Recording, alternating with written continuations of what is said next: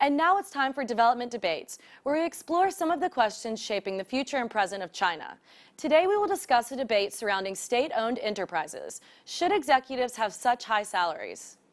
State-owned Asset Supervision and Administration Commission released that the average annual salary for a state-owned enterprise executive can be $100,000 to $112,000. This is just an average annual salary. In fact, in some larger-scale central enterprises, an executive salary can surpass $200,000. What's more is that their daily consumption costs are covered by public funds.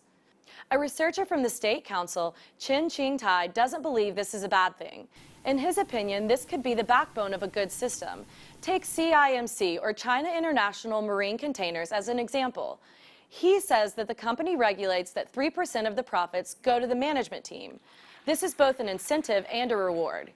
Even the shareholders of CIMC proposed an increase in salaries for executives. To them, this is an important incentive, linking profits to performance with salary.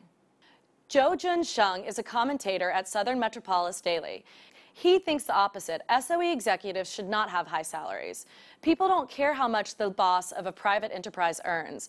They are instead always judging heads of SOEs. This is because the boss of a private enterprise has personal assets at stake, but the assets of an SOE obviously risk state-owned assets. Executives of state-owned enterprises control state-owned assets in turn owned by the public. In this way, the general public should have the right to supervise. In Zhou's opinion, executives in SOEs acknowledge supervision from the public much like civil servants do. A mayor of a city should not consider the city property his personal property.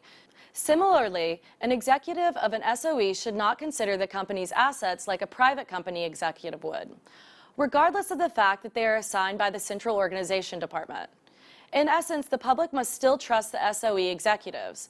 They therefore have no right to spend money frivolously or match high salaries private enterprise executives enjoy. In conclusion, Zhou believes when discussing the salary issue, you should not only take enterprises' profits into consideration. It is clear that the Central Organization Department appoints these executives, so essentially they are still civil servants.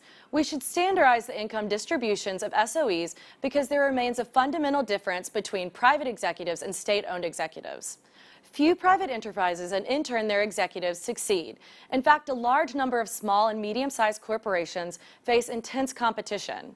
It is not easy to manage a business, and once they fail, they must endure the pressures associated with bankruptcy. Whereas the head of a state-owned enterprise does not have this pressure. Regardless of losses, as long as there are no corruption charges, their jobs are stable and secure. Simply put, many feel with risk comes reward. The general public feels SOE executives face few risks, thus their reward should reflect this.